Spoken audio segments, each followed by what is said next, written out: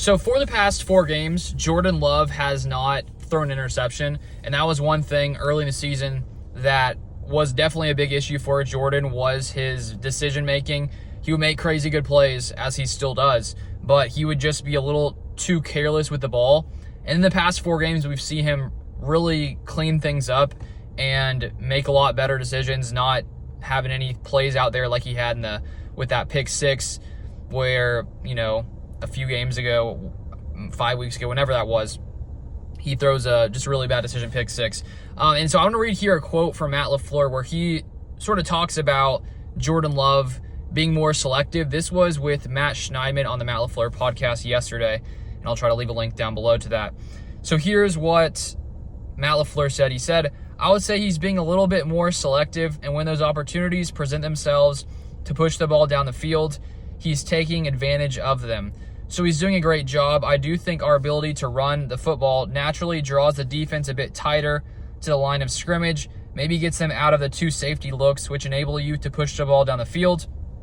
But ultimately, it's his decision making. I think he's doing a great job. I see it in practice, just embracing the fundamentals of the position, playing with his feet in the ground, great rhythm, great balance in the pocket, and he's delivering the football." So Matt Lafleur is saying that he's being more selective. He's really focusing on the fundamentals. And I also think it's easier when you're not dealing with an MCL sprain, when you're not dealing with a groin injury. Jordan has been able to escape the pocket, and he's able to plant his feet like he should. He's able to, trust his legs, where I think for a period there, he was hobbling around. He was having to, make some throws where maybe he just sort of wasn't using his legs like he usually does now, just because of those injuries, which did, I think, affect him in a big way, especially in that Vikings game where he threw 3 picks coming off the MCL sprain, couldn't really run around, was making some poor decisions. And so the good thing is that we know that Jordan Love can play football at this level where he's not throwing picks, and it's not really that he's not taking these shots. I brought up yesterday on my Saints versus Packers prediction video, when I was looking into the deep passes, passes 20 plus yards, looking at PFF, there's only a 0.3% difference in the amount of deep passes he's been taking from weeks 1 through 10, and then also looking at the past 4 games. So it's not like he's not pushing the ball down the field. It's not like he's only taking checkdowns.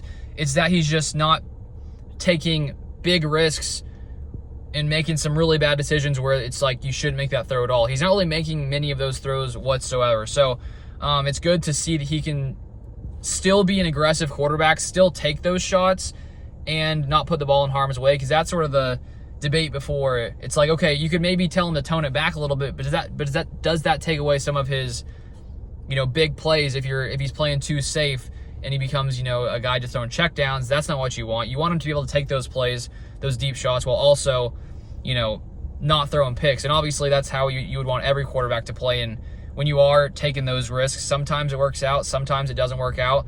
And I think a good thing that we've seen to end last year and this year is that when Jordan Love really focuses on being selective and really focuses on the fundamentals, he can play at a top tier level. And so that's not to say he's never going to have a bad pick. I mean, every quarterback does, unless you're Aaron Rodgers. You rarely throw really bad picks, I would say, because Rodgers is so selective. But it's been a good thing to see from Jordan making these wise decisions. And as LaFleur said, it does help to have a elite running game, Josh Jacobs carrying the load game after game after game. So I just wanted to share that. If you want more Packers content, feel free to subscribe, and I'll see you guys next time.